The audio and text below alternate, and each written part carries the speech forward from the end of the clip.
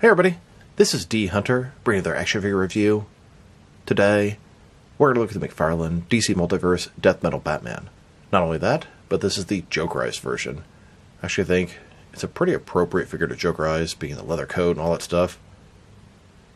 This is an exclusive between Walmart and the McFarlane Toy Store. Over to this guy from Walmart from the Collector's Con. He arrived today, so let's take a look at the packaging.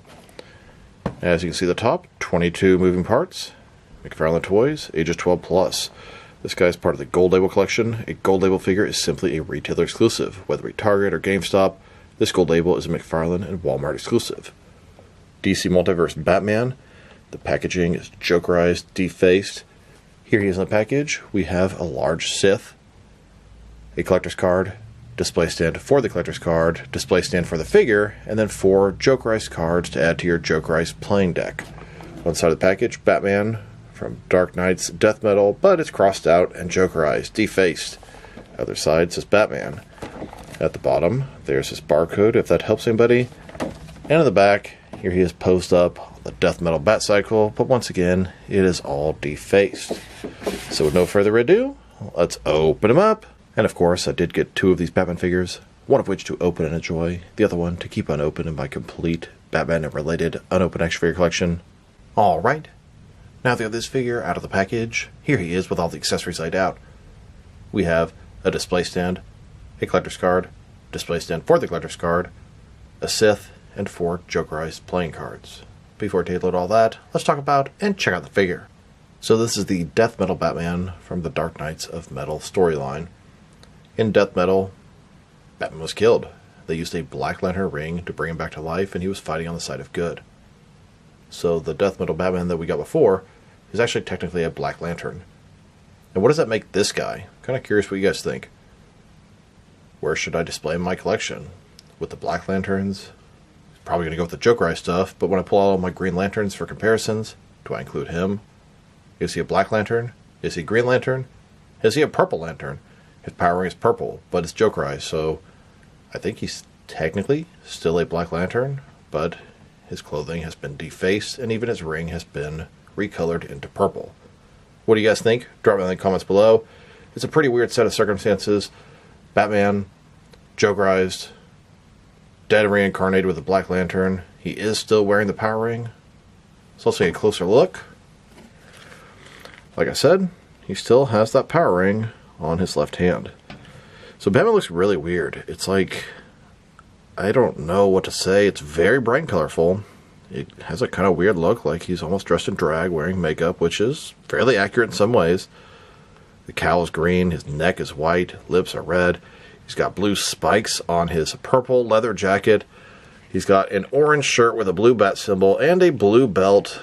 He's got lighter purple gloves. The whole thing just looks ridiculous. And tell you the truth, if you're going to Jokerize something that looks like this and do it in this fashion, because man, this looks really, really weird. Bat symbols for kneecaps, all kind of leather straps and other stuff, double jointed elbows, double jointed knees. He looks really weird, and that's what a Jokerized figure should look like. And in case you missed it, here's a closer look at his power ring, which I'm going to just say in my headcanon is still a Black Lantern power ring. It's just been defaced and painted over. Whether I'm right or wrong, I guess it's up to each person individually. And a closer look at his face and head sculpt, which looks good, although with a big bulky sort of jacket and shoulder pads, makes the head seem kind of on the small side of things.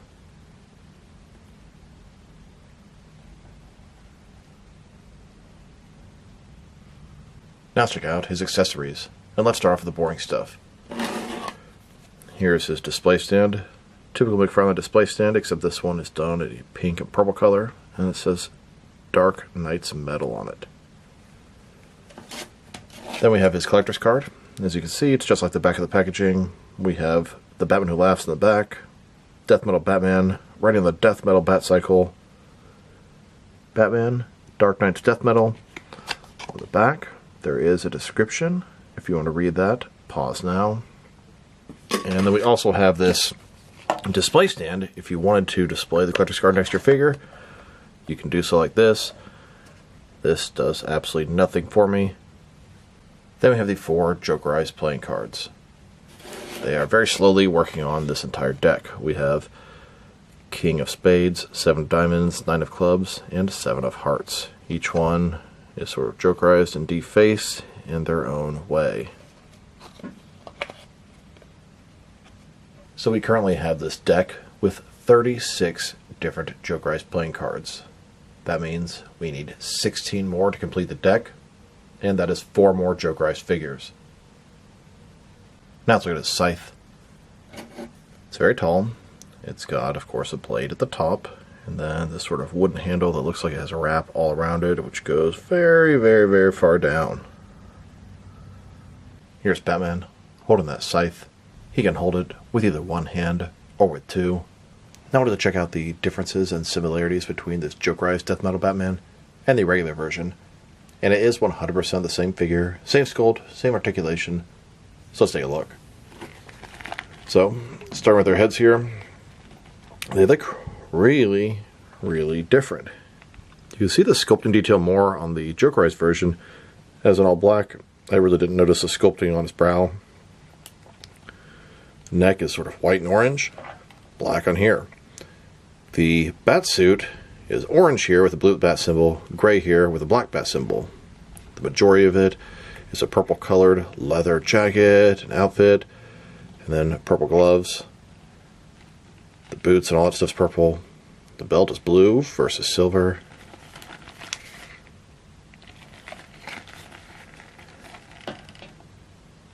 And this is actually the 4th time they've released the Death Metal Batman.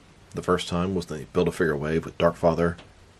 Then they made a single version that had the scythe. Then one came with the Walmart exclusive version of the Batmobeast. And now we have this jokerized version.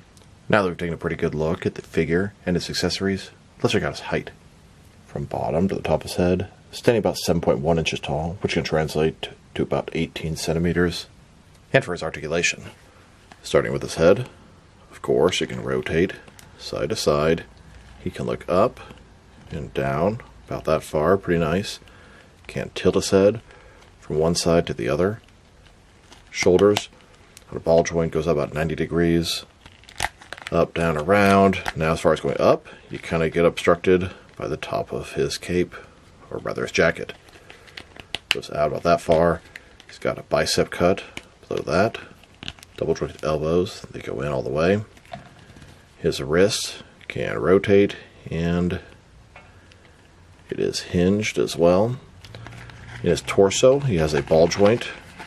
Rotate around, forward and back. Another one in his waist. Rotate around, although mine can barely budge, super tight, forward and back. Between the two, pretty good range of motion. I get more out of the torso and the waist in this guy. Legs, complete as splits. McFarlane style hip joints. Rotation is pretty much non-existent. He's one of the few figures that has a thigh cut that's intended to help him ride the Death Metal Bat Cycle. He's got double jointed knees below that. They go in about that far. And his ankle, forward and back.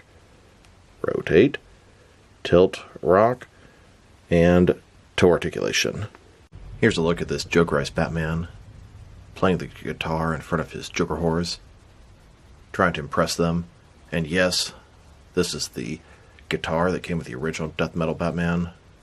And yes, this guitar is actually Plastic Man. And yes, these Joker whores are actually McFarlane figures from an old Kiss action figure box set, and they work perfect for this jokerized Batman. Now let's check them out. Next is some of their action figures, starting off with some of their McFarlane DC Multiverse figures. Here's the entire McFarlane jokerized collection so far. We have a total of 9 figures, and they need to make a total of 4 more to complete the jokerized deck. And I think the rumor is the next one is going to be a jokerized Damian Wayne Robin. And that isn't McFarlane's entire jokerized collection. They made this 5-figure Build-A-Figure set from the Dark Knight trilogy. These ones did not come with jokerized playing cards, so they're just 5 additional jokerized figures to add to the 9 that we already have. And then we still have to have 5 more. So in theory, we'll have, I think, 19 jokerized figures when this is all over. 14 of which are required to complete the jokerized deck. Here's McFarlane's entire Joker Ice collection. We have 14 figures so far, and we need at least 5 more to complete the deck. Here's this Batman, next to the infected versions of Nightwing, Superman, and Shazam. They almost look Jokerized. And then here are all the different Black Lantern figures that I have. Deathstorm, Superman, and 3 different versions of Batman. It's been a while since I made a Black Lantern figure. I never would have guessed this would be the next one to add to the collection. Now let's check them out. Next to some other recently released McFarlane DC Multiverse figures. Here's this Jokerized Death Metal Batman. Next to the Patina Dark Knights of Steel Batman. These are both Walmart and McFarlane Toy Store exclusives for the Walmart Collector's Con. Here's this Batman, next to the Titano vs. Flash 2-pack. And here he is, next to the Titans Tempest, Flesher Superman, Walter West Dark Flash, and Shadow Pact Nightmaster. Then, with the GameStop exclusive Frostbite George Clooney Batman. And now, with the most recent Batman movie wave, both versions of Batman Begins Batman, Batman Begins Scarecrow, and the Michael Keaton Batman. Here's this Batman, next to the Flashpoint Thomas Wayne Batman vs. Reverse Flash 2-pack. And here he is, next to the 9th wave of McFarlane Collector's Edition figures. Both the regular and Platinum Chase variants of Guy Gardner Green Lantern, Power Girl, and Captain Cold. Then, next to the Joaquin Phoenix Joker and Franklin Murray 2-pack. And now, with the McFarlane Toy Store exclusive Icon. And finally, with the Target exclusive Gold Label Orion and Wildcat. Now let's check them out. Next to some action figures from different various companies, so we can see how he fits in both scale and style-wise, in case you want to know signs we could mix him with. Since he's a McFarlane toy, they're typically the 7-inch scale. I'm going to start off my comparisons with some of the larger action figure lines I collect, and work way smaller, and I'm going to include as many Joker figures as I can during these comparisons. Here he is, next to several different McFarlane DC Multiverse Joker figures, and now with some Jack-specific wrestling figures, and some Diamond Select toys.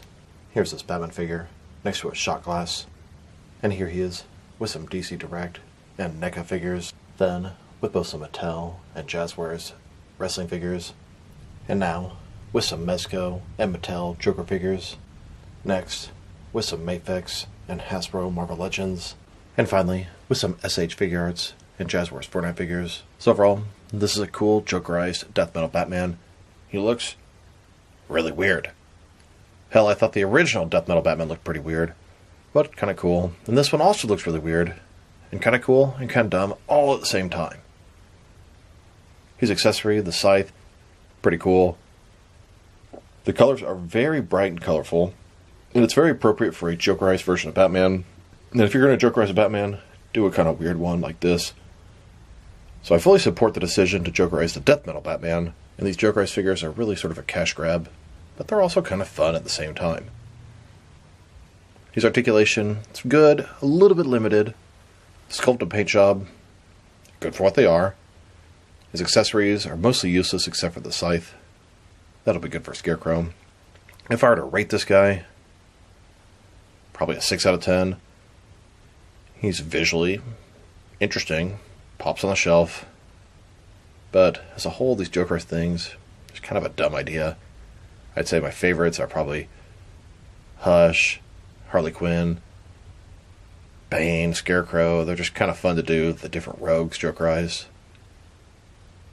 This guy, like I said, it's visually very interesting, but that doesn't necessarily make it a good figure. So this is D Hunter. Thank you for watching this video.